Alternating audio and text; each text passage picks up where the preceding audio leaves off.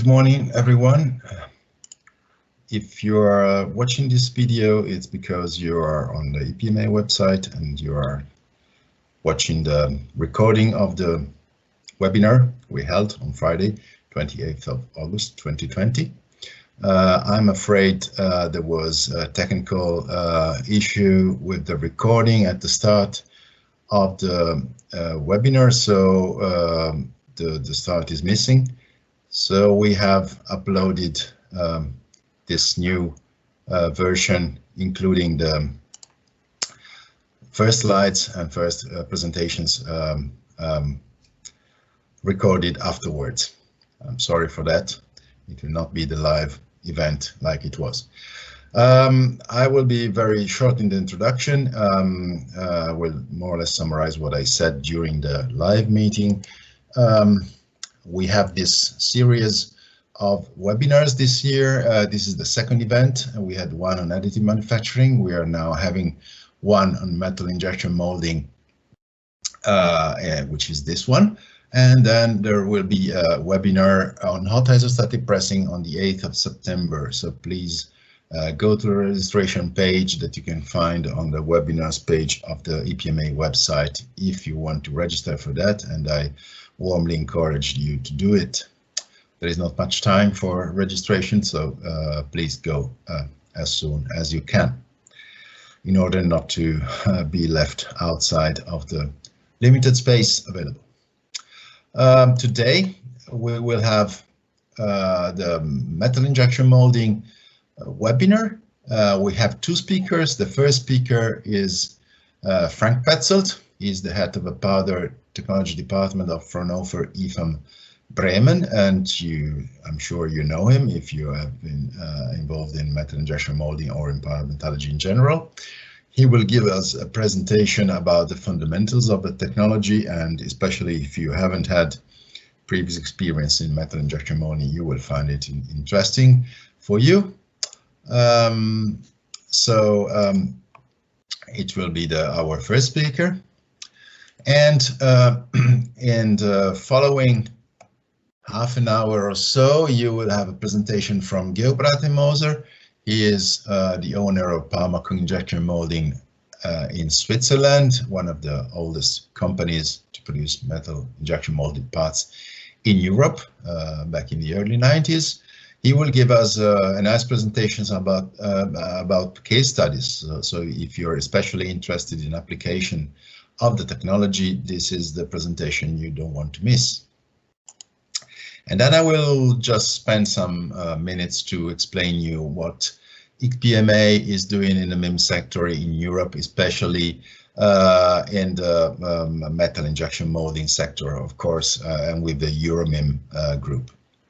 We will have a questions and answer session at the end of the presentations, and so I'm asking everyone to put their question through the chat function and not just using the raise your hand function in the meeting. So this is more or less what I wanted to show you, and so now we can switch to the presentation by Frank Petzold, who is actually already ready to start. So I give the floor to him. Frank.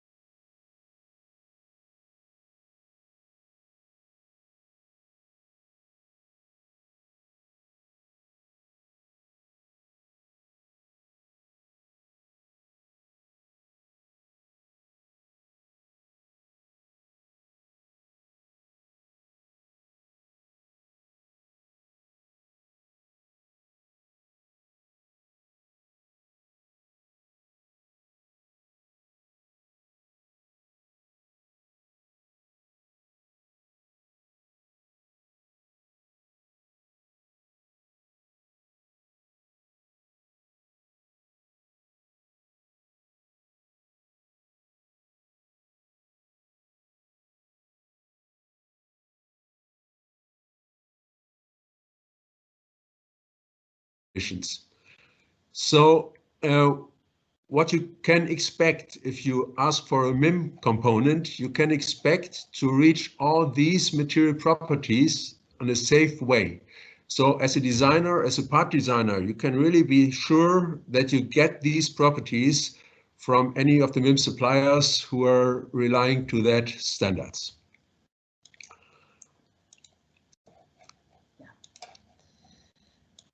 Okay, so there's some delay obviously right now. I don't know why.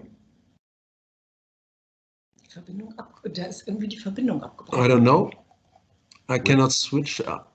We can hear you. Yeah, it switched. Yeah, it was too quick. Okay, oops, one more. There was some gap. Okay, so talking about standard materials, MIM is definitely a really reliable production technology for standard materials. But generally, we can also talk about other materials. Generally, all metals, which can be sintered, can also be processed by metal injection molding. You just need them as a powder. And going through this list here, you see titanium alloys, cobalt chromium, some special alloys like tungsten copper, molybdenum copper, soft and hard magnetic materials, but also the hard metals. And talking about tungsten, pure tungsten, tantalum, nickel superalloys, noble metals, and also copper or bronze are possible materials. But please don't expect, if you select one of those materials for your component, don't expect there is, in all cases, a standard procedure available. So the producer has to deal with some changes. If you are not dealing with standard materials, the whole process chain is definitely affected and has to be controlled. This is possible, but it takes some effort. So we have a kind of a dominant, which is clearly shown if you have special. Coming back, what you can expect.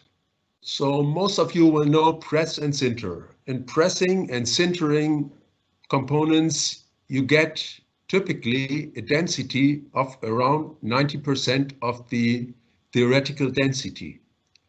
So for metal injection molding, we are in a much better situation as we have finer powders where we start mid and we have a higher activity of sintering, we end up with a higher density. And this density comes close to the 100%. And what it means, if I say close to 100%, we are in between the bulk material, which has 100% of density, and the press and sinter in the range of 96+%. And in some cases, if you add some secondary operation like static pressing, you can end up with nearly 100% of theoretical density, meaning that also the material properties can be achieved that equal those of the parts that are machined from bar stock.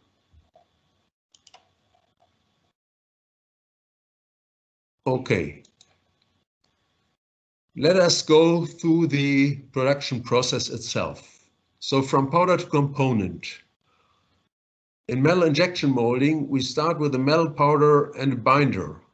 They are mixed and granulated, and after mixing and granulating, these granules are injection molded in a conventional molding machine. The parts are, after molding, the so-called green parts. These green parts are then processed in a furnace or in an operation where you remove the binder. This can be a furnace, this can also be some solvent or some special debinding technology. So after doing that, there is a very important step to control the density, and that is sintering.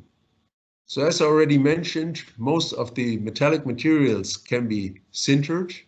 And not only metallic materials can be sintered, but also ceramic materials can be sintered. In that case, we are not talking about metal injection molding, but ceramic injection molding. So in total, it's called powder injection molding. So all these processes are low-cost production steps, and they are really feasible to make really complex shaped 3D parts.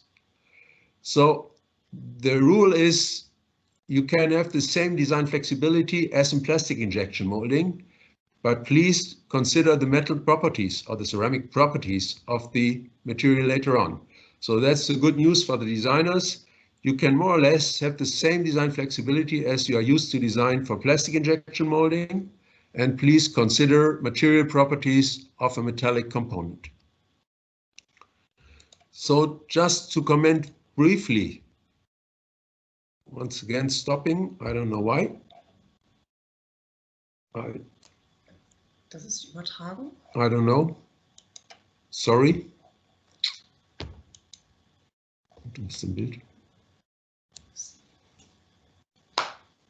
What is going on? I don't know. Sorry, Bruno. We just see the previous slide. Yeah, and I cannot. Slide 8. Yes, I cannot continue to slide 9 right now. Strange. Strange. Yeah, that's right. But I cannot do it. No. Do you want me to? Okay. Start? So maybe I start the presentation once again. Otherwise, Sorry I can for try that. from my side. I try it again.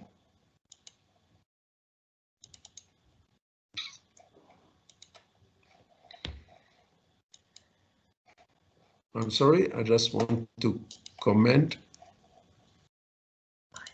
Yeah. It should only take a second.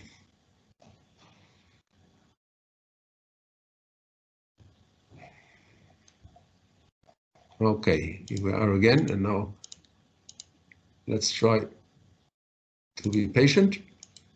Nicht zu schnell. Stop. Ein mehr. Okay, here we are again. It works nicely. And as you can see, just some comments on how to design a MIM component. I'm quite sure Gilbert Moser will address that later on also, as it is very important to have certain design rules, certain design guidelines, and to discuss this on each individual component with the customer. So just to comment on some special things.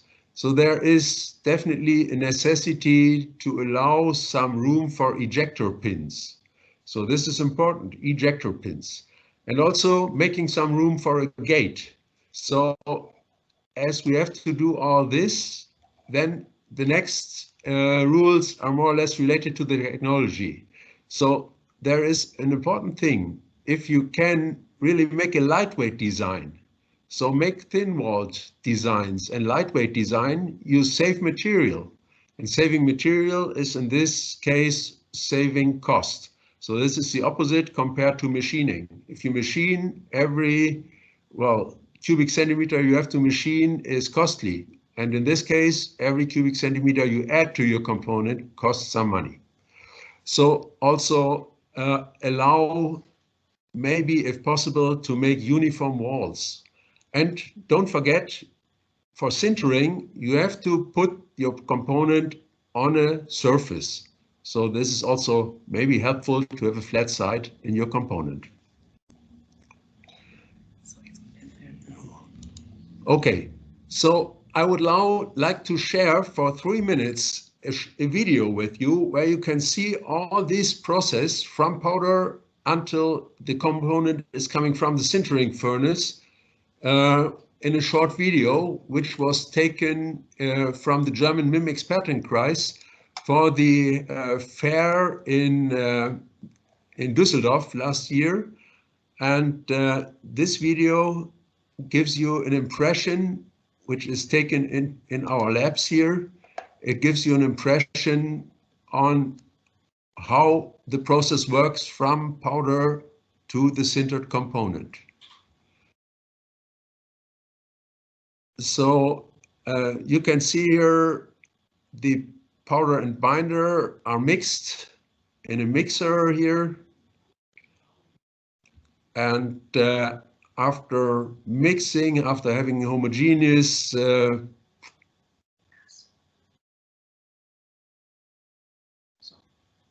then the material is pelletized.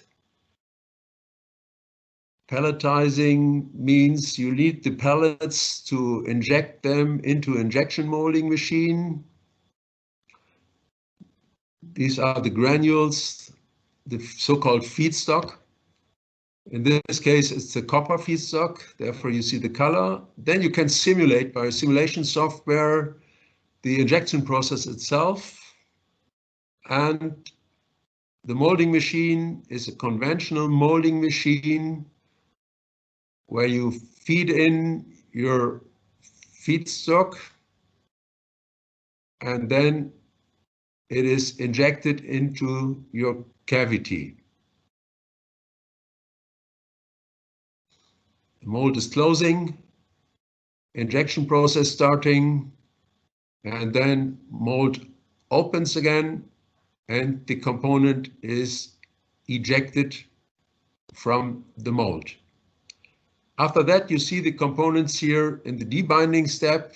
Debinding means getting rid of all these organic material, which helps to make the material thermoplastic. And then it is taken into a sintering furnace.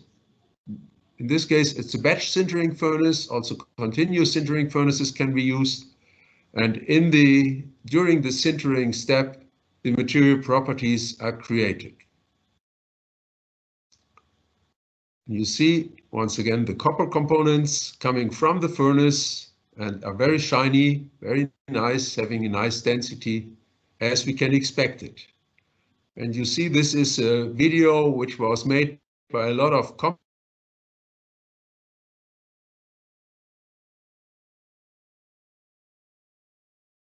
this presentation. No, sorry.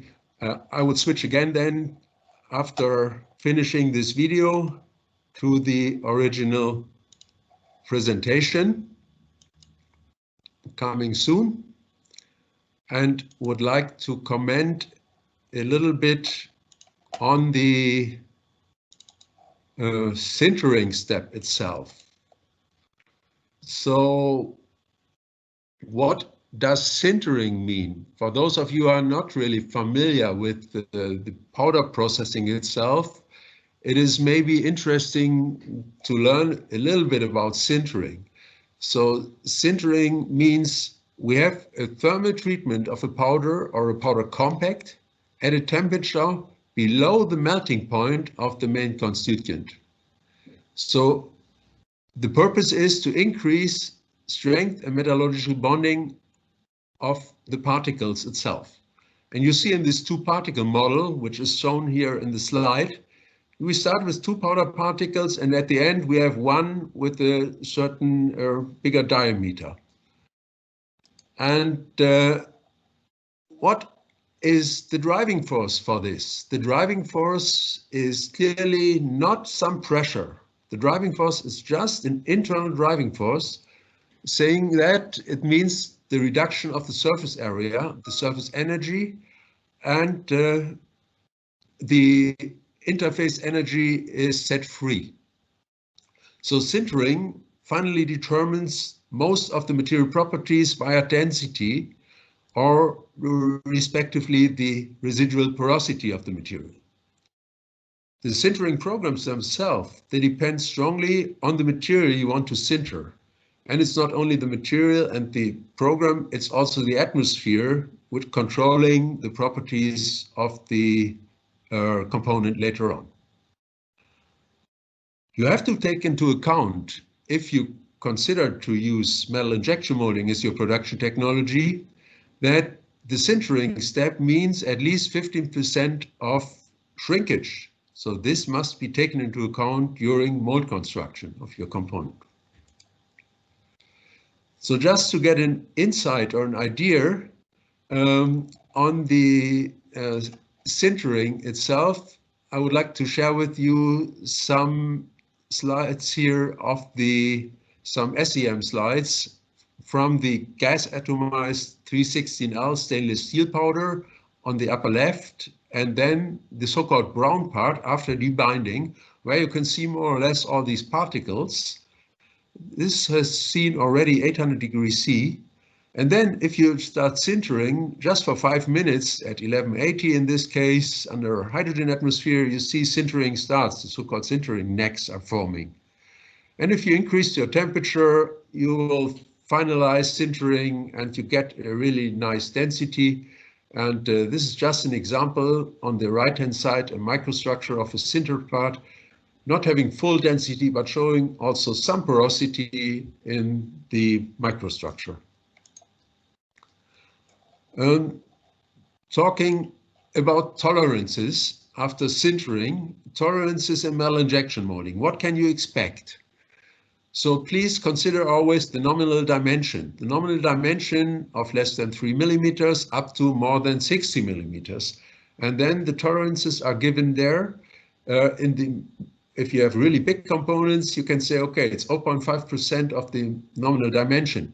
But if you have a very small dimension, there are some numbers given here in the table which give you a hint which is feasible for everybody. And please, if you have tighter tolerances which you would like to have, please discuss it with your supplier, with your potential supplier. In many, many cases, it should be possible to fulfill these requirements. The features like straightness, evenness, and parallelism, as well as the angular tolerances, are also given in this table as a hint. I would like to talk a little bit about secondary operations. I already mentioned MIM-specific properties are definitely given by some post-processing, as you have to remove the gate and maybe clean the parting line or remove some sintering supports, which are in some cases necessary to use.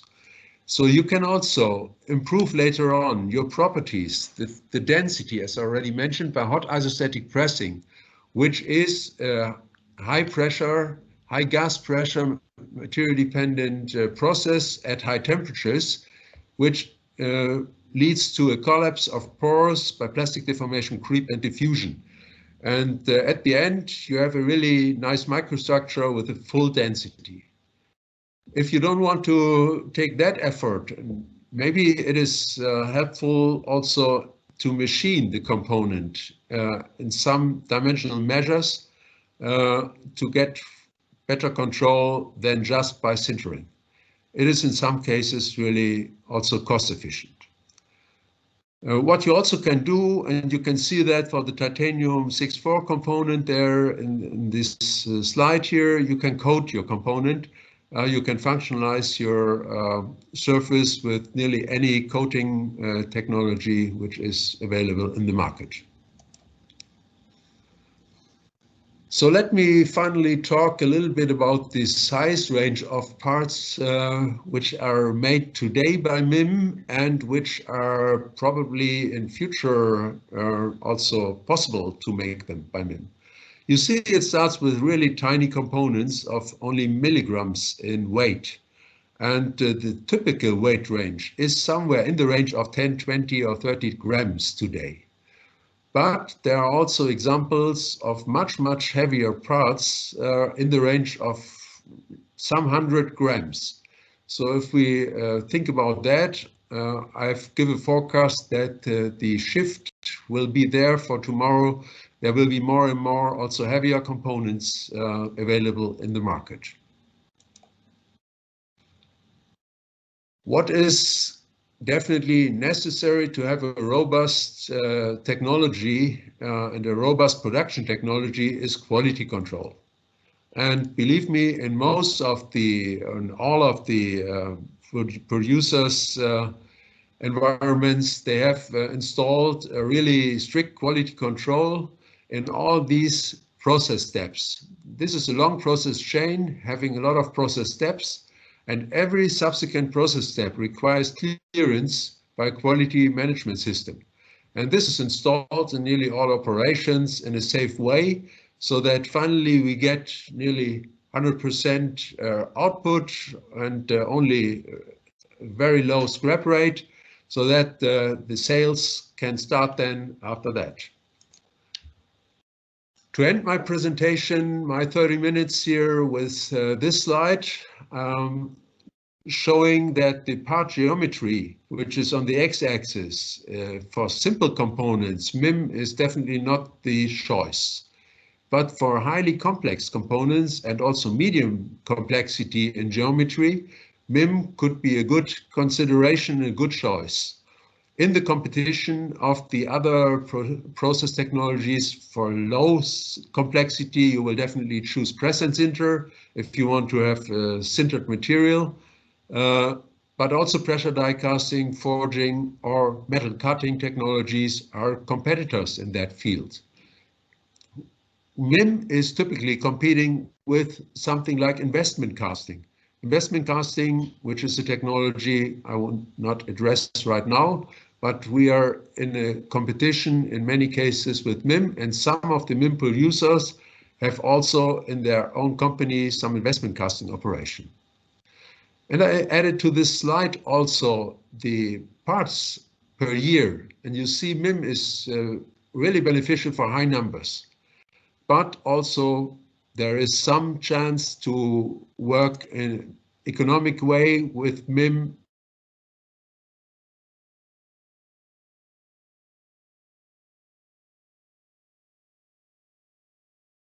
Like to talk just for 1 second about it. Additive manufacturing is coming in the situation that binder-based additive manufacturing technologies, or sinter-based additive manufacturing technologies, I should say, are really competing with metal injection molding, or not really competing, but they are, well, bridging a gap between these low numbers and the medium numbers of parts to be produced per year.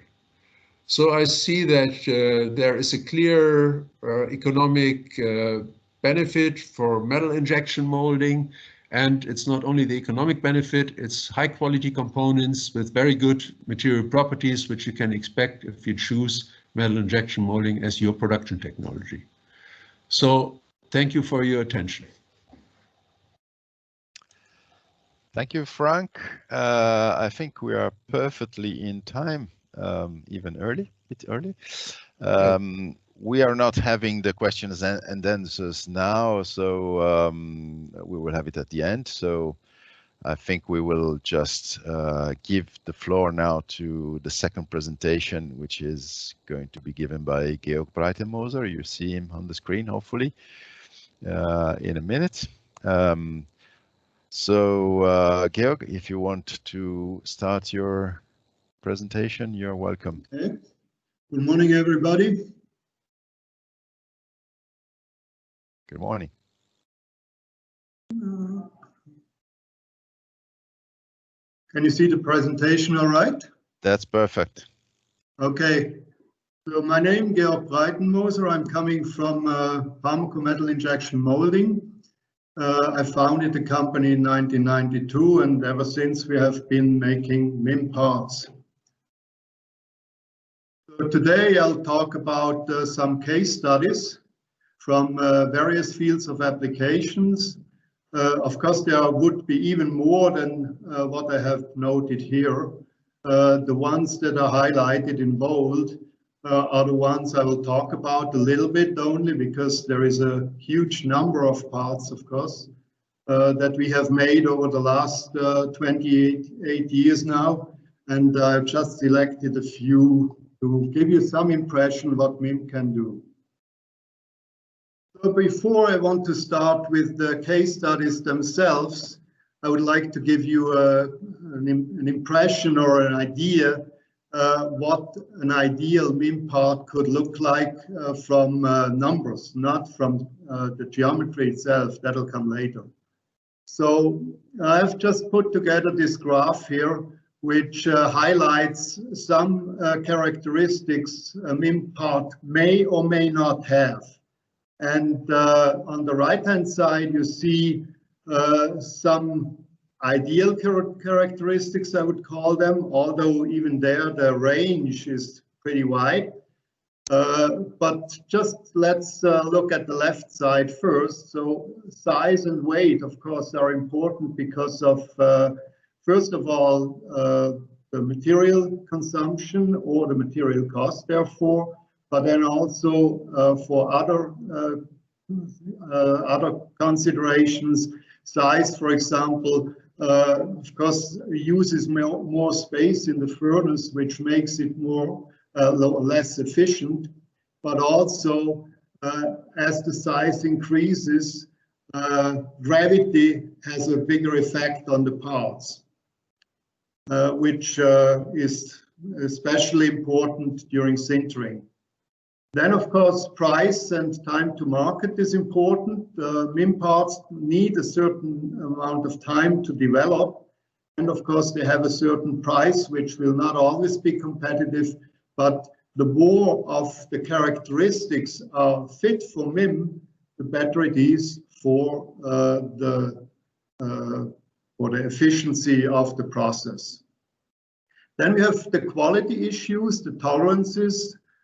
Frank has talked about it a bit, and the feasibility to make the part at all, because some parts are maybe thick-walled and are not easy to make because of sinks and so on. That leads me to the complexity and the geometry of the part. Usually it's good to have thin-walled parts, just as they are suitable also for plastic injection molding. But of course, we are doing metal injection molding and have some other things to consider still. Then the material requirements. Frank said most of the materials are sinterable. That's correct. However, not all materials are equally used. There is a range of materials that are commonly used in the MIM industry, and they come from various fields: high-strength steels, hardenable, corrosion-resistant, heat-resistant materials. Then there are also soft and hard magnetic materials, and so on. You see that by yourself on the right side. So what's really the most important things to my consideration is, first of all, the complexity of the parts needs to be present. Then the size should not be too big, and of course the material needs to be a material that's not easily makeable in other processes. For example, zinc. SAMAC wouldn't be a good application for MIM because SAMAC can be processed much easier in other ways. So when designing MIM parts, you have to know that the design is really the crucial thing to make a part work or not. So 80% I would consider is decided in the design phase. If you do the design right, then you have a pretty good chance to manage the process and to deliver good MIM parts. If the design is wrong, then you will have a hard time and will struggle in the process and in the production all the time. So for that reason, it's not just the MIM producer that makes the process capable. It's as much also the company that orders the parts. If they are willing to work together with the MIM producer and consider the wishes, so to speak, of the MIM house, then the chances of getting a good MIM part and a cheaper MIM part for that reason too is much bigger. So this is really important to know for the design engineers. They have to have a certain flexibility. Of course, they cannot just go away from their design, but there are many, many things that can be done to an existing design that make it work easier for MIM. And I'll come to that now in the case studies. So case study number one, that's a relatively old part, but I like it still. It's the jigsaw holder assembly for a power tool application. It's about 30,000 parts per year. These are the parts. That's one part. That's the receptor for the jigsaw. As you can see, it's relatively thin-walled. There is not much difference in wall thickness over the part, and the dimension is about 20 by 20 by 15 millimeters. Part weight 9 grams. So maybe I have to say we have a tendency to focus rather on small parts than on big ones. We do have some big ones too, as you can later on see in the presentation. But our goal is rather to make smaller parts than bigger ones for various reasons. The part is then hardened to a considerably high hardness, case hardened to 680 Vickers. And since it's afterwards welded to a rod, the carbon content needs to be controlled relatively closely. If the carbon content were too high, then the weld wouldn't stand the forces it has to in the end in the application. This is the second part that goes into the same assembly. It's a slider. It's from the same material, same treatment basically, and it weighs 4.7 grams. Densities with the nickel iron alloys, they are relatively high, 7.7, sometimes even higher. And the density in percentage of the material density of the rough material would be about 98%. This is now the assembly as it looks like before it's assembled to the machine. On the left-hand side, you see the rod, which is a ground rod, which is then hardened also, hardened ground, and then welded to the receptor. And after welding, it's anti-friction coated in order to give a good friction characteristics in the machine where it runs afterwards.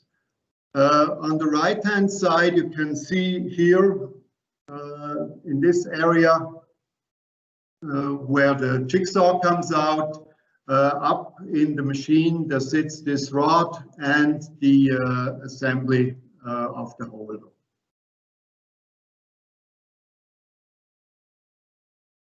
So critical issues for this component are that you need to really hold the molding parameters very close and stable in order to eliminate or to avoid some distortion of the green part.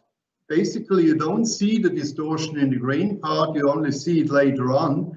The internal stresses that come from molding, which is a common thing also in plastic injection molding, can be controlled up to a certain extent, of course, and depends a lot, as I said in the beginning, from the design of the part. If the design of the part is good, then you'll get quite good stability in geometry. The dimensions, they are as narrow as 0.05 millimeters. So in order to be within the tolerance, you need also to control the part weight, because the part weight is basically what gives you the size of the part. If the sintering goes always the same way and your part weight varies, then you get the variation from the part weight in your dimension. Yeah, and of course, welding is always something that gives some distortion, and you need to control that distortion. And the X, Y, and Z directions have to be perfectly aligned. So the jigsaw and the jigsaw holder have to go into the same direction. Otherwise, you don't get a clean cut. And therefore, we do 100% inspection at the end to really assure that this characteristic is given. So this now is case number 2, a trigger for a firearm. Because quantities can be very different. This one has now 10,000. As you can see, it's a relatively complex part. It's also made out of 7% nickel iron. Has quite a hard surface hardness.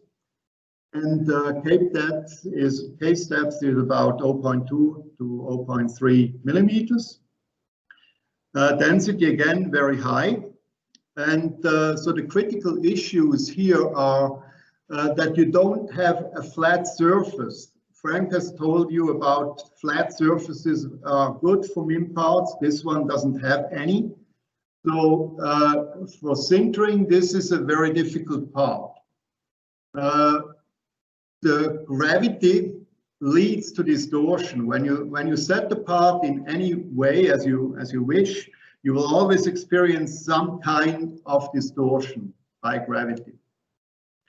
And the overall geometry of the part is difficult to handle because it's relatively flexible, I would say, in all dimensions. So this I would not consider an ideal MIM part, but nevertheless it's doable. But here you need quite some calibration coining steps. And what's also not so nice is once you have hardened, you coin the part, you harden it afterwards, and after hardening, it tends to spring back to a little bit to its original geometry, and then you're lost. So you have to really adjust your coining to the final part after hardening. So that's not so an easy part.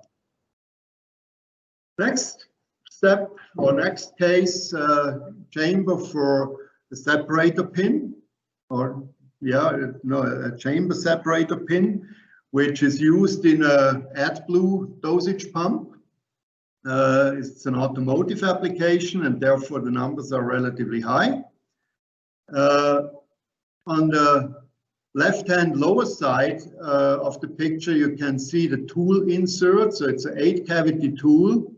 And on the top of the right-hand side, you can see the gate position and the parting line of the part.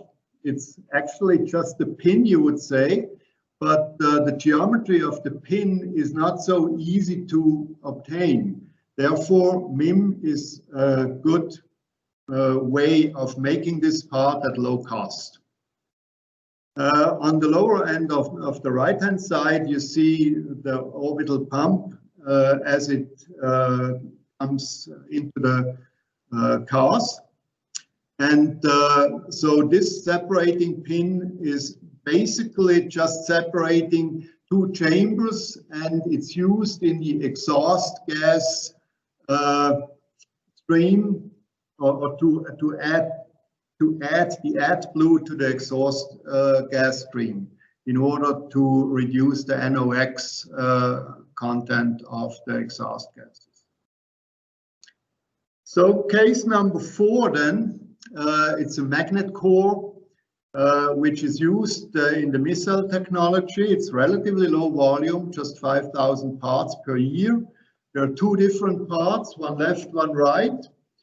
They are made out of silicon iron, and in order to obtain the soft magnetic properties the parts need, the function is basically to guide the missile. It's used in an anti-tank missile for the guiding system. You see on the right-hand side of the lower picture here, the fin, and the fins, they are steerable, and the steering mechanism is given with an electromagnetic pulsing system that flips the fin from one side to the other, and this is done constantly and allows the guidance of the missile in action. Then we have next case study is spacer, which is used in a connection piece for SF6 gas applications. SF6 gas is a gas that is very potent for global warming. And it's said that it's 28,000 times as strong as CO2 in that respect. And therefore it needs to be contained completely. So when you open the connection, there should not go any SF6 to the atmosphere.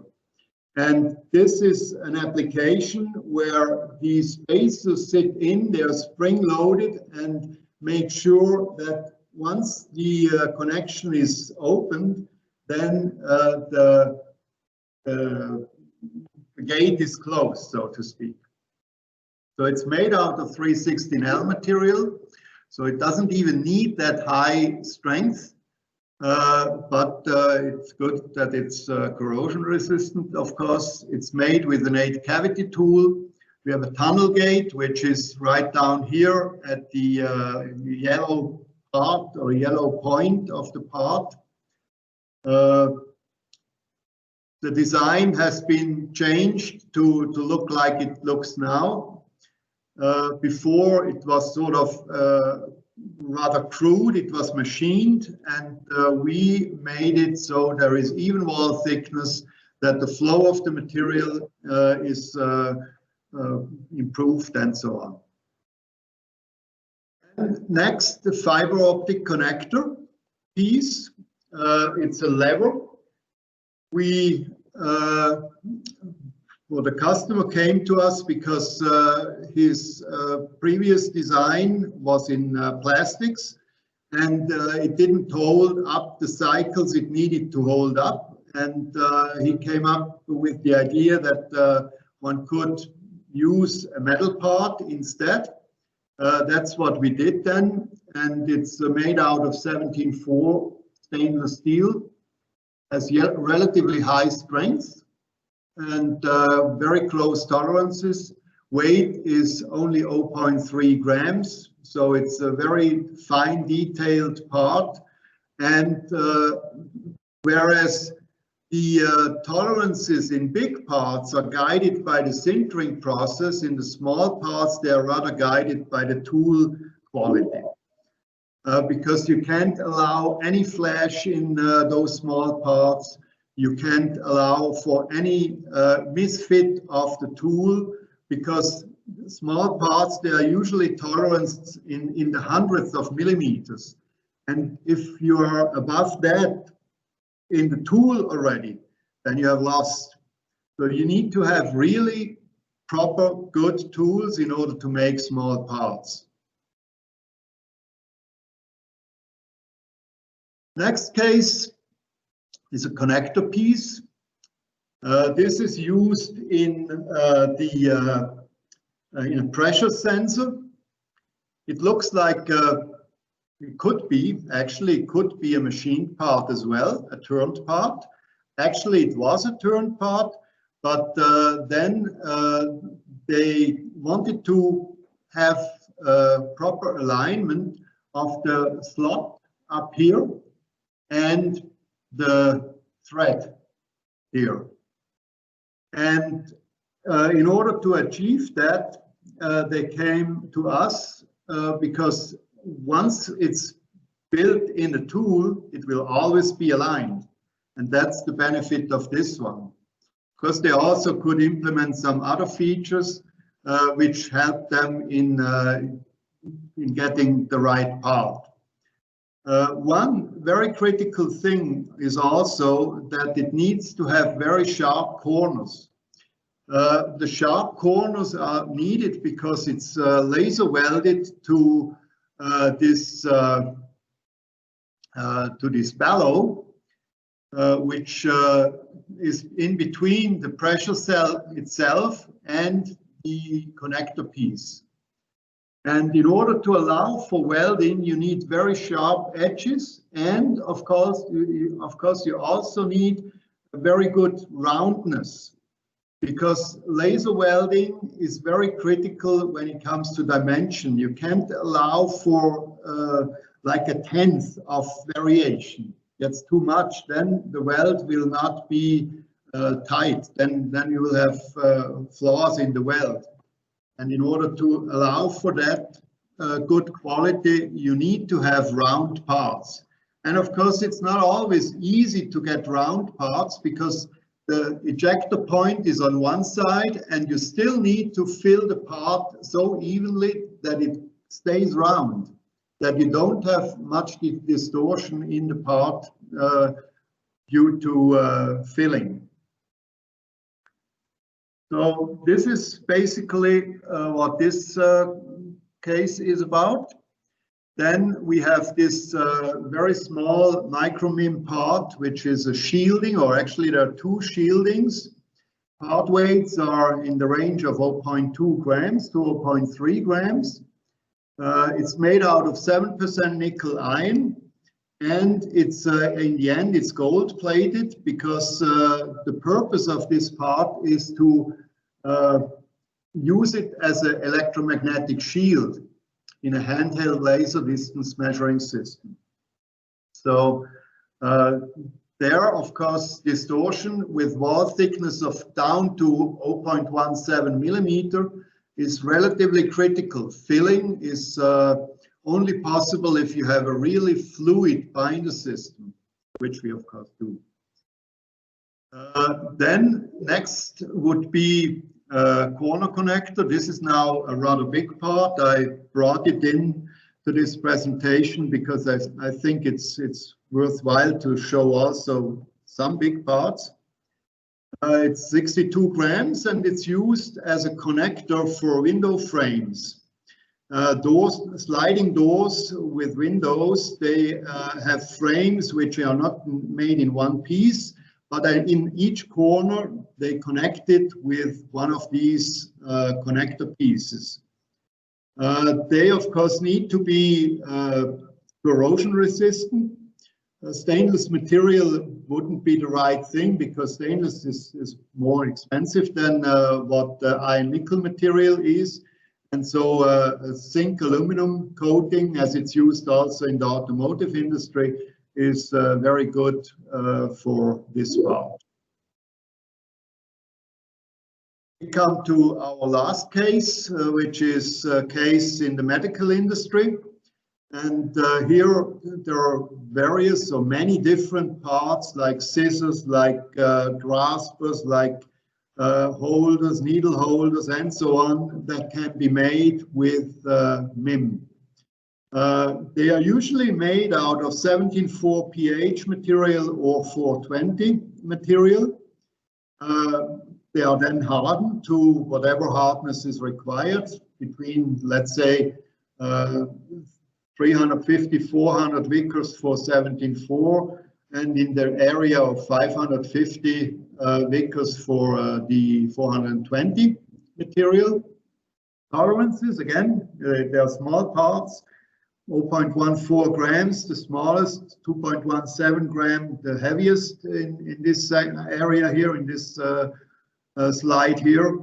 And the tolerances, they can be really critical, up to 0.02 millimeters in some cases. So this is demanding also because not all parts are so easily manufactured, because there is not always a nice surface to lay them on, to set them on. So you have to be a bit creative in order to make those parts sometimes. Here they are assembled now, as I said, needle holder, grasper, scissors. And the system is used for micro-invasive interventions, usually in laparoscopy applications. So it's definitely something for MIM because the parts are small, the parts are very complex in geometry, they need to be accurate, precise, and therefore it's very important to work closely with the customer when one does things like these. So this pretty much ends my presentation here, and I would like to thank you for your attention. Thank you, Georg. I think it was a very nice run through a lot of case studies. And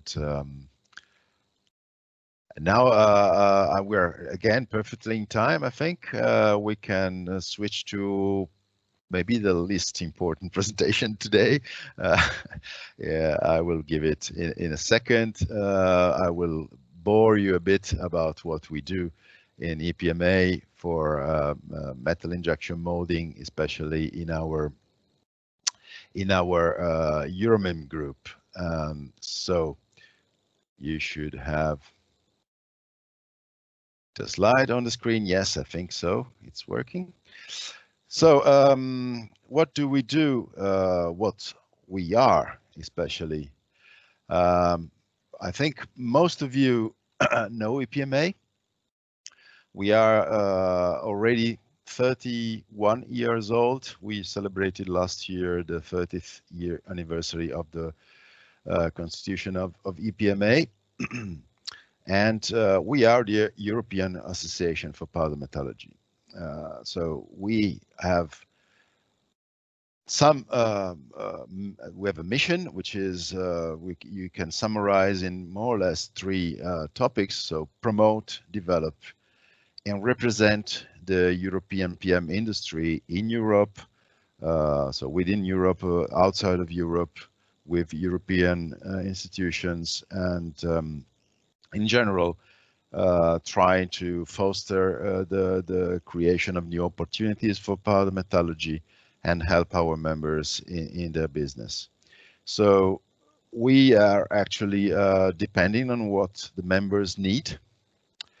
And over the years, this has led to the creation of several sectoral groups devoted to different sectors of the technologies.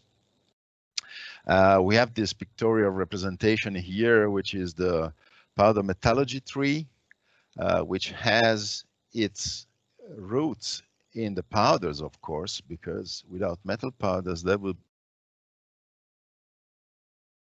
no powder metallurgy at all. And of course, when the association was created, it was mostly devoted to the press and sinter technology, the earliest occurrence of powder metallurgy that had an industrial meaning, and to hard materials, which are also a powder metallurgy area, and were developed actually early in the 20th century.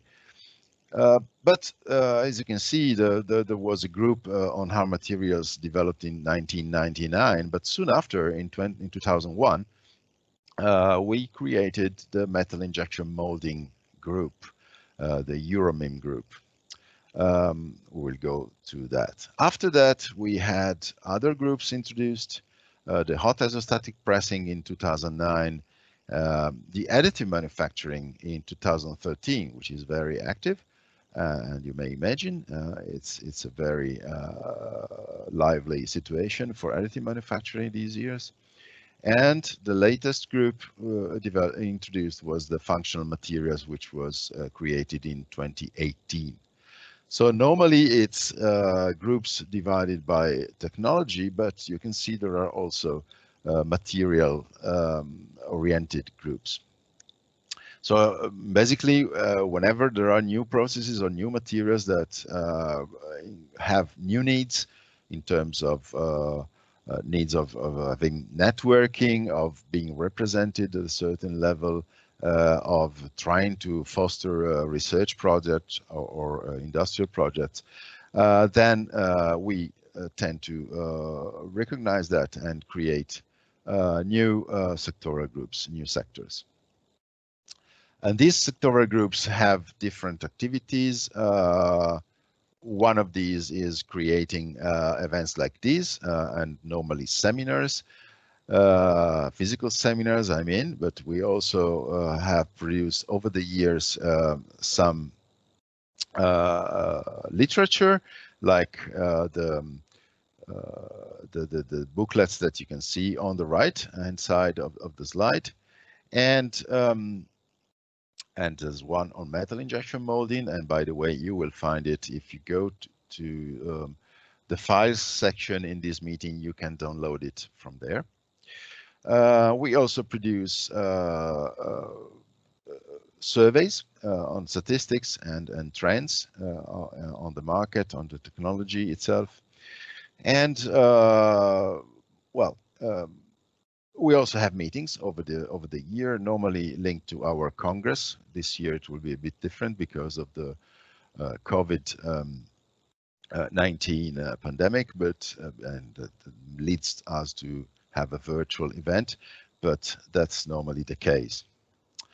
And there are also what we call working groups, which are not directly linked to special technology or material, but more transversal. And you can see the two groups here, the Environmental Health and Quality and Safety group, which deals with standardization issues, with sustainability, like life cycle analysis, and with chemical management issues. And the EPMA group, which is a group constituted of academicians in the European research centers and universities, and which deals mostly with training and education and all stuff related to research. So apart from this, let's go in detail on what is Euromim. Euromim, as I mentioned, was created early in the history of EPMA, almost 20 years ago in 2001. And it was actually a follow-up of the European network, European project, which was one of the possibilities at that time. It was called MIMNet, and it had just ended a few months earlier. And to follow up on that, we decided to create the sectoral group. And it's open to everyone who is a member of EPMA and joins the group, and also all companies and organizations working in the supply chain, also on the research side, of course. Among the activities, of course, seminars or webinars like the one we are running today, but especially I want to mention the seminar that we had last year. We normally have a MIM seminar every second year. And the last one was held in Vishingen, Switzerland, actually hosted in practice by Parmaco, so by Georg, who just gave the presentation before me. And you can see a picture there. It was a nice location. I think we all deserve to go back to some physical interaction and networking in the next month, hopefully. And so we hope to host another seminar next year. It will be probably in Germany at one of the biggest equipment makers for MIM, but I don't want to disclose anything yet, so stay tuned. I already mentioned the publications, and especially the metal injection molding technology booklet.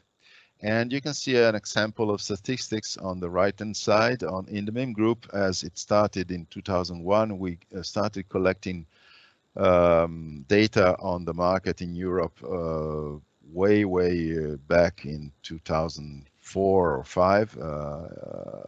So we have a really long track record of all these data.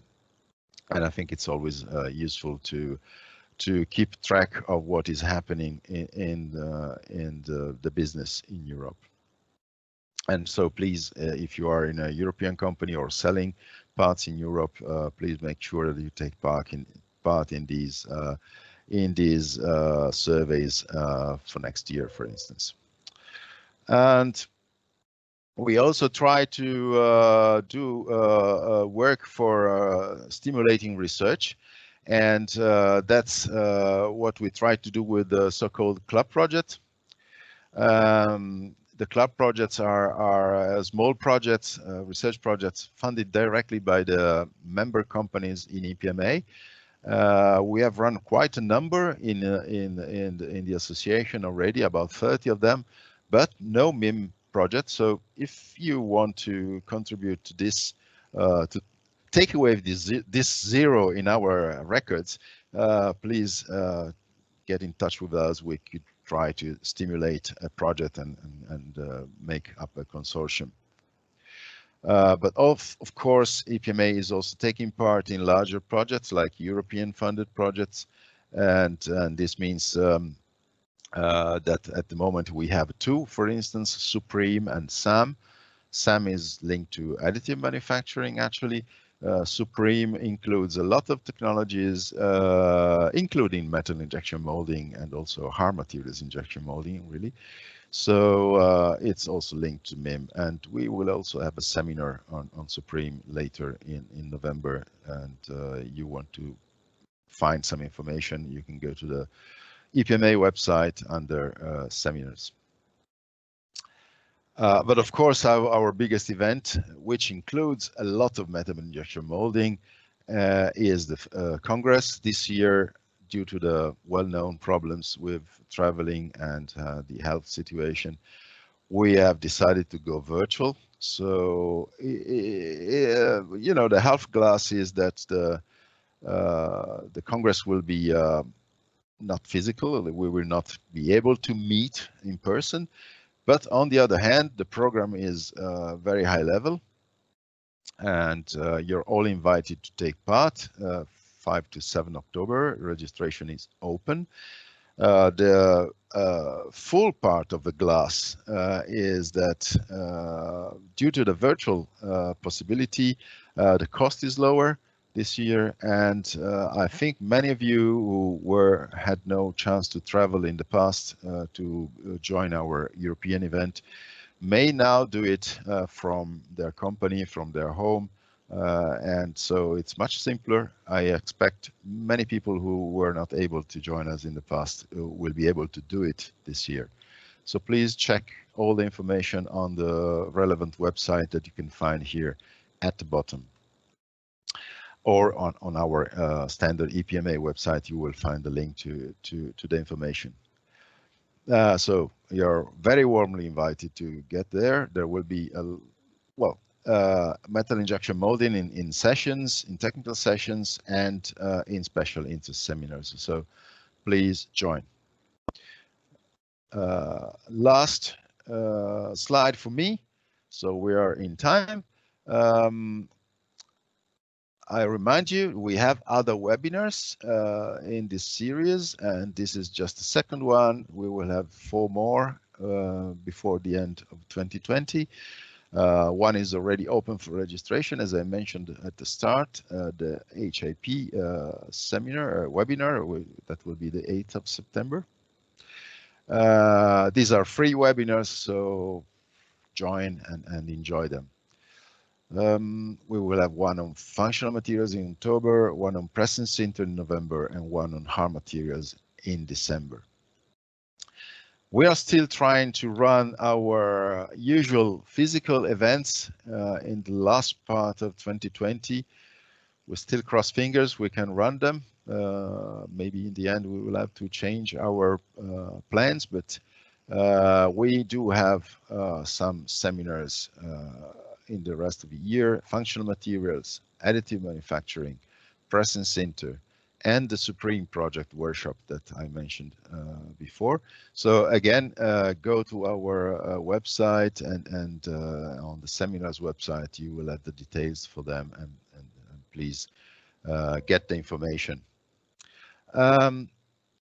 Last, really, if you want to keep informed about all our activities, you have to join our mailing lists, and especially due to the GDPR regulations, that's a given. That's necessary to do it.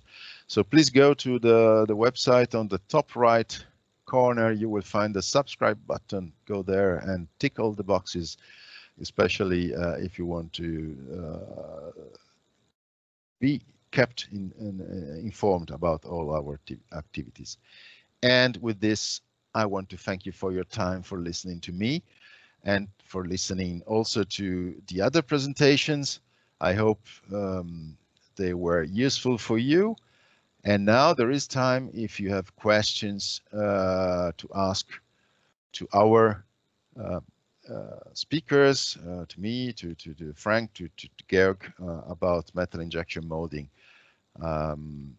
Please, the situation is now that we have about 15 minutes left, and we are available.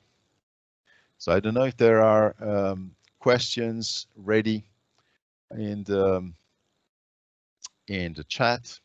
I was not following, of course, I was talking. So maybe I ask my colleagues who have been following the chat if there is something. I just wrote in the chat my email address for those who are not right now having questions, but maybe later on. Please contact me. Bruno, people are asking the recordings of the webinars. They will be soon available on EPMA website. Yeah, exactly. Maybe I can ask you both if you want. I'll take my chance as my microphone is already open. What do you feel could be the main driver for the development of the MIM market in the next years? Who wants to start? I think, Georg, this is a question for you. Okay. Yeah, I think there is, I mean, we do have the main fields we know, and they are different for Asia, for the United States, for Europe. So I think one driver can well be here in Europe more and more the medical industry. That is something we experience. There is more movement in that area. And that's of course good because there are lots of applications that can be easily or well made by MIM. On the other hand, it's a bit doubtful what the automotive industry will do in the future. So this could or could not, depending on how it goes, be a real challenge, or it could be for certain companies maybe who really focus on the electro mobility. This can be something which can be very beneficial also. So what makes it difficult to judge which industry will catch on is basically that we don't have the big appearance in the industry, or in the economy. We are small as an industry. Frank said it's 2 billion euros. That's really little in comparison to others. And so for us as companies within that industry, it's very hard to make ourselves known, make the industry known, and also to see what applications could be around. You saw in my presentation, there are lots of different industries we work for, and there are even more industries that we could work for. The difficult part is to know what's used, how do they manufacture, how do they produce and design their machines. And we as an industry need to get closer to the design engineers. That's something which really can make or break it. If we can achieve that, then we have a bright future. Otherwise, I mean, our future is bright anyway. We saw it in your first slide, I think, with the growth rates. But it could be brighter if we had more access to design. Maybe I can add a comment on the aerospace industry. Also, there's always the idea MIM will fly in future more and more. So components for aerospace will be more and more important, and maybe also part of the growth track. Thank you. I think there are some questions in the chat. I see one from Alexander Staub. I think, Alexander, if you want to open your microphone, you can ask the question directly. If you hear me. Yes, thank you. Welcome. Yeah, the question was, so you said that every metal is basically possible or basically sinterable. What about the availability of the powder? Let's say you have a very specific alloy and I would like to do some MIM, there is no powder for it. Yes, Of course, this is an issue. You have to have access to the powder. Not all of the special powders are available from major suppliers, but you have the chance to have special atomizing companies who are making also special powders if you need them.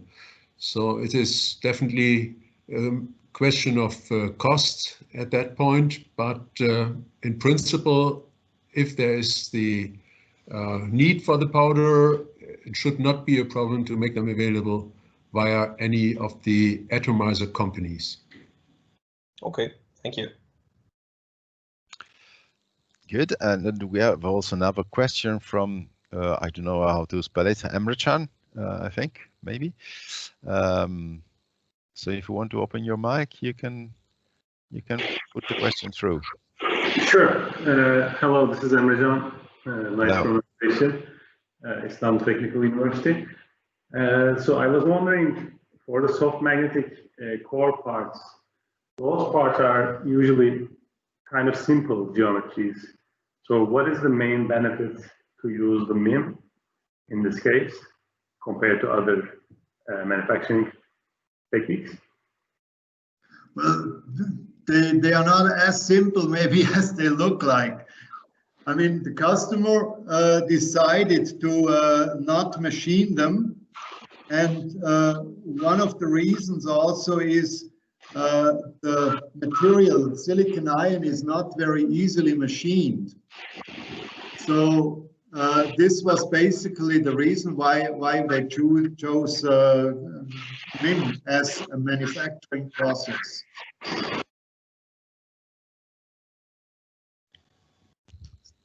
Does that do?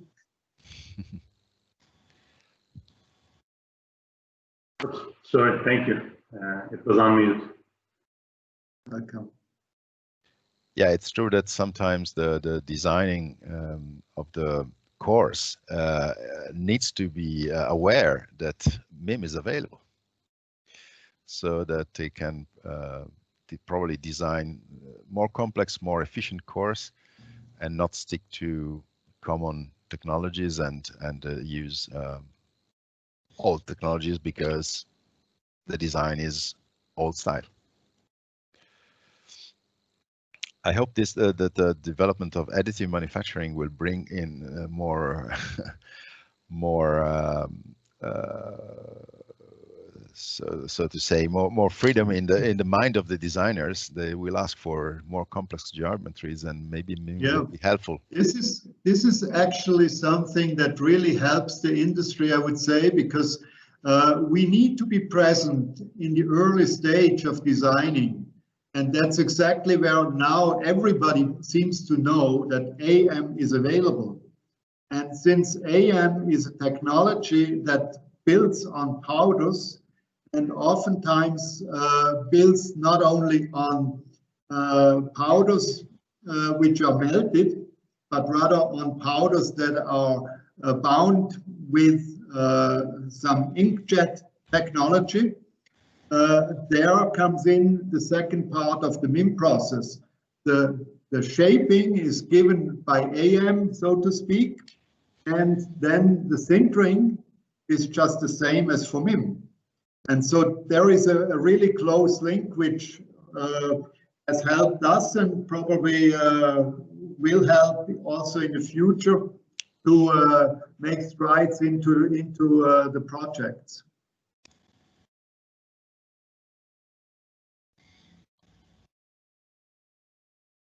Right.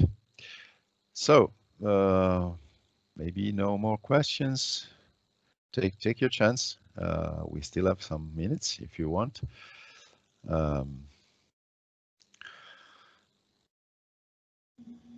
Well,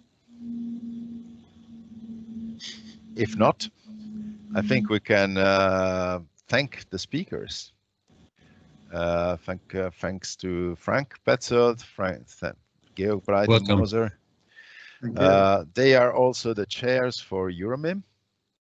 So you are welcome to join EPMA and join Euromim if you're interested in the technology. You will find them again. And I invite you to follow all our next events that I mentioned before. Thanks everyone for being here. And have a nice day. Thank you. Thank you. Bye-bye. Thank Bye-bye. you. Bye.